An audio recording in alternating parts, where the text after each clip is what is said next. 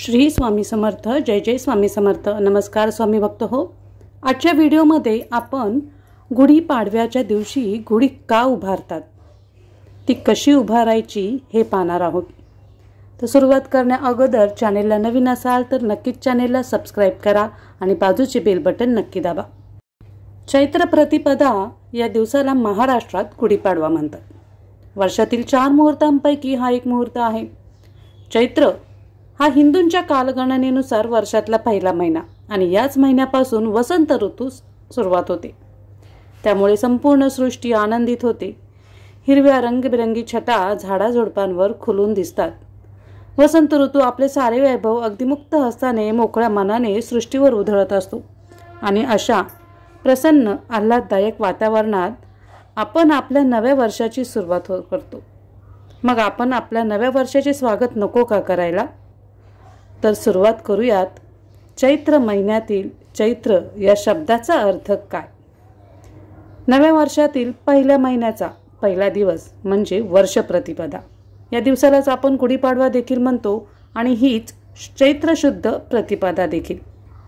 पण चैत्र या शब्दाचा मूळ अर्थ आपल्याला माहिती आहे का? या चैत्र महिन्याला चित्रा नक्षत्रावरून नाव पडले आहे. चित्रा नक्षत्रामध्ये असणारी पौर्णिमा ती चैत्र पौर्णिमा आणि ज्या महिन्यात ही चैत्र पौर्णिमा येते तो चैत्र महिना. चैत्र हा शब्द चित्र या संस्कृत शब्दावरून तयार झाला असे देखील मानले जाते. वसंत ऋतूत सृष्टीची शोभा विविध रूपाने वाढलेली असते. गुढीपाडवा हा 2 अक्षरांनी बनलेला शब्द आहे. गुढी म्हणजे स्वातंत्र्याची ध्वजा आणि पाडवा म्हणजे विजय ध्वज. याच दिवशी ब्रह्मदेवाने जग उत्पन्न केले, सृष्टी निर्माण केली.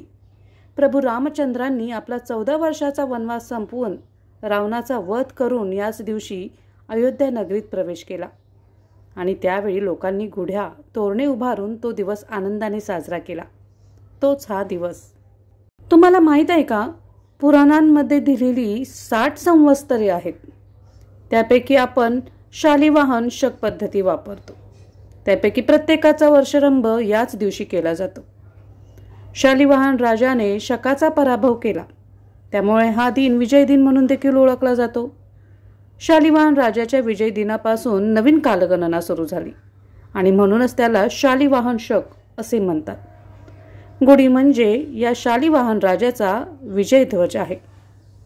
प्राचीन काळामध्ये चेदी देशात वसु नावाचा राजा राज्य करीत होता. धर्मपालन करणारा राजा तपश्चर्या करत असताना त्याला देवांकडून वेळूची काठी मिळाली होती. राजाने त्या काठीला शृंगारून भक्तिभावाने तिची पूजा करून ती आपल्या राजभवनासमोर उभी केली आणि तेव्हापासून गुढी उभारण्याची प्रथा सुरू आहे. तर ही गुढी आपल्याला काय सांगते? नवीन वर्ष सुरू झालंय.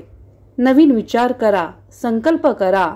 सद्विचार सदाचार यांची झेप आकाशाला गवनी घालू द्या. मी जशी उंच आहे, निळ्या निळ्या आकाशाशी नाते सांगते, तशी तुमची प्रगती होऊ द्या.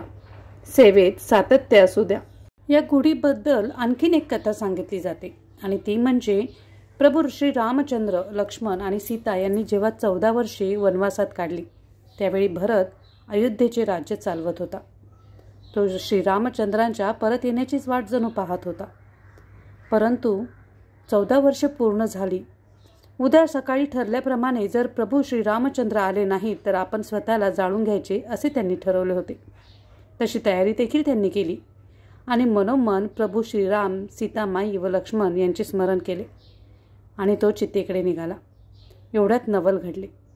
महाबली वीर हनुमान पुढे आले व भरतास वंदन करून त्यांनी श्रीराम येत असल्याची सूचना दिली. तेव्हा भरताला खूप आनंद झाला. त्याने शत्रुघ्नला सांगितले की संपूर्ण अयोध्या नगरी सजवा, श्रीरामांच्या स्वागताची तयारी करा. सर्वत्र आनंदी आनंद झाला. नंदीग्रामापासून अयोध्यापर्यंत लोकांनी सुगंधी पाण्याचा सडा टाकला. शंख, शिंगे, झांजा यांच्या आवाजाने सारे आकाश दुमदुमू लागले. श्रीरामांचे पुष्पक विमान जेव्हा खाली उतरले तेव्हा भरत श्रीरामांच्या पादुका डोक्यावर घेऊन पुढे आला. भावाभावांची भेट झाली आणि ते दृश्य पाहून अयोध्यावासियांच्या डोळ्यात आनंदाश्रूंचा पूर लोटला. रामाने उचलुनी ते समयी भरत दृढ धरिला हृदयी, तो देखावा काय वर्णावा. अशा पद्धतीने लोकांनी घरोघरी मोठ्या आनंदाने तोरणे बांधली, गुढ्या उभ्या केल्या व आपला आनंद व्यक्त केला. तोच हा दिवस म्हणजेच गुढीपाडवा. तर आता ही विजयाची गुढी कशी उभारायची?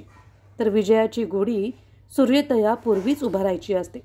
सूर्योदयापूर्वी अभ्यंग स्नान करून कडुलिंबाचा कोवळा पाला, फुले स्वच्छ धुवून गुढीच्या टोकाला सोवळे किंवा कोरे वस्त्र कडुलिंबाच्या पाल्यासहित बांधावे. त्यावर एक तांब्याचा कलश पालथा ठेवावा.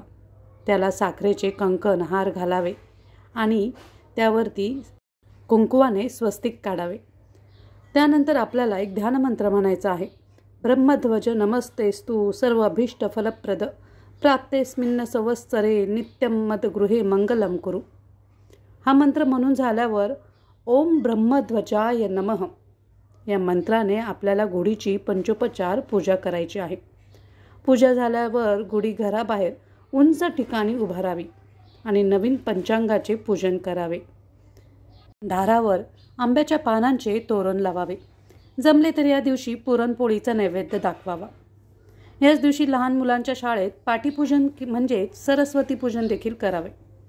तर हे पाटीपूजन करताना पाटीवर चंद्र, सूर्य, सरस्वतीची रांगोळी किंवा प्रत्यक्ष सरस्वती काढतात.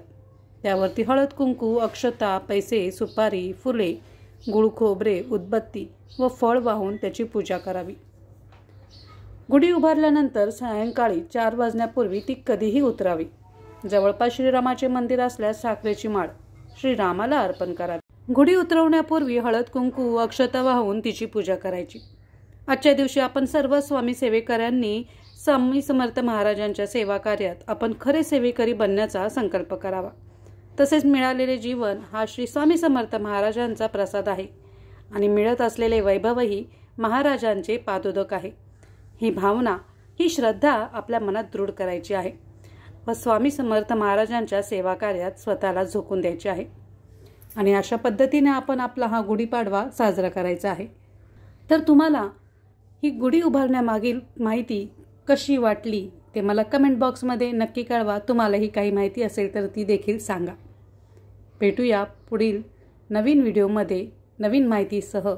तोपर्यंत श्री स्वामी समर्थ. जय जय स्वामी समर्थ.